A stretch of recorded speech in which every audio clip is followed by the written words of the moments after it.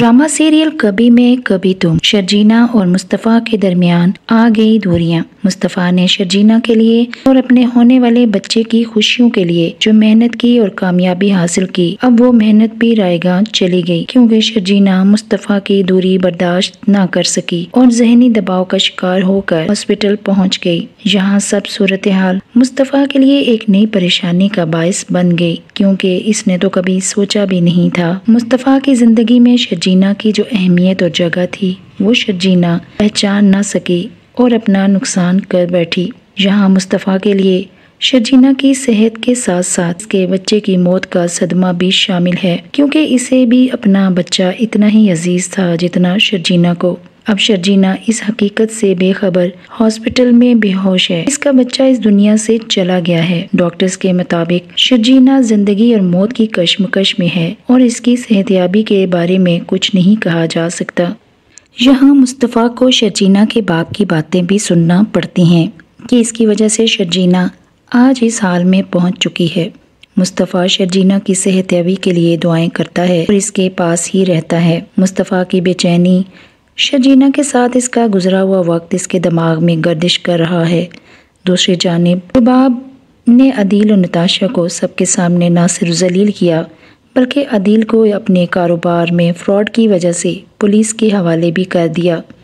अब अदील के लिए जेल और सज़ा इसका मुकद्दर बन गई है, क्योंकि रुबाब ने ना सिर्फ इंतकाम लिया है बल्कि इसे सबके सामने जलील और रुसवा भी कर दिया है।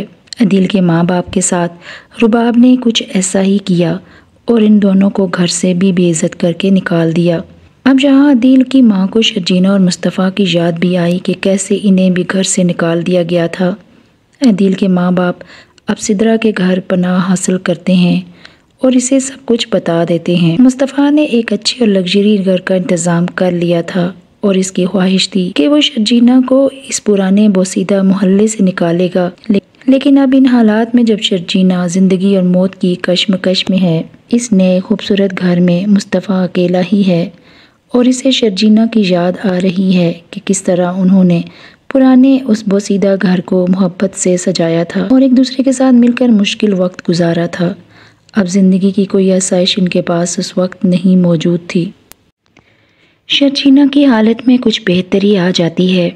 यहाँ शर्जीना को जब होश आता है तो सबसे पहले अपने बच्चे के बारे में पूछती है, लेकिन पहले तो इसे इसकी माँ कुछ नहीं बताती, लेकिन इसे खुद ही अंदाज़ा हो जाता है कि वो अपना बच्चा खो चुकी है।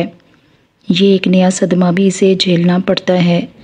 यहाँ शर्जीना की माँ इसे हौसला और तसल्ली देती है। अब यहाँ मुस्तफ़ा के लिए भी एक नई मुश्किल पैदा हो जाती है, क्योंकि शर्जीना इससे तो बात करती ही नहीं।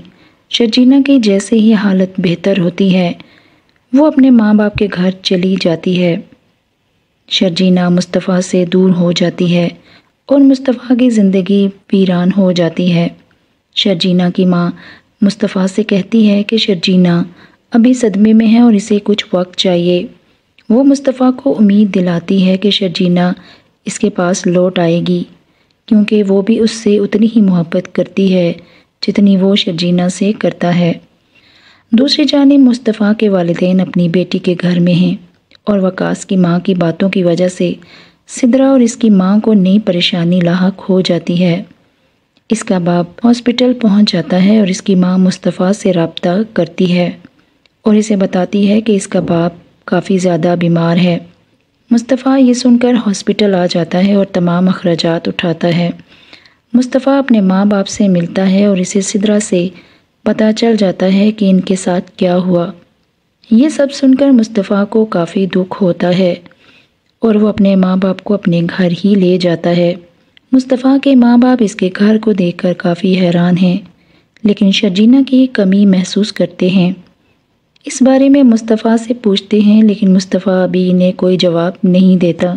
अगली एक साथ में दिखाया जाएगा कि शर्जीना और मुस्तफ़ा के दरमियान दूरी अभी तक برقرار ہے۔ مصطفیٰ ایک امید لیے اس سے رابطہ کرنے کی مسلسل کوشش کرتا ہے، لیکن شرجینا اسے کوئی جواب نہیں دیتی۔ دوسری جانب شرجینا کی ماں اسے پھر سمجھاتی ہے کہ مصطفیٰ کے بارے میں اس کے دل میں اگر کوئی غلط فہمی ہے تو اسے ختم کر دینی چاہیے، کیونکہ مصطفیٰ اس کے ساتھ ہی رہنا چاہتا ہے۔ مصطفیٰ کے والدین بھی اس معاملے کو سمجھنے کی کوشش کرتے ہیں اور مصطفیٰ سے پوچھتے ہیں، لیکن انہیں کوئی جواب نہیں ملتا۔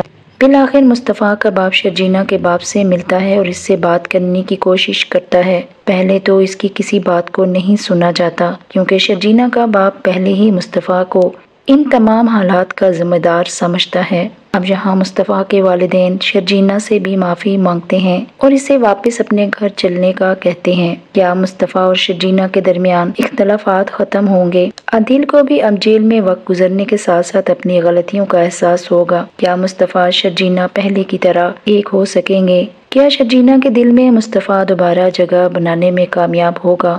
کیا ہوگا عادل کا انجام؟ یہ سب آنے والی اقساط میں دکھایا جائے گا۔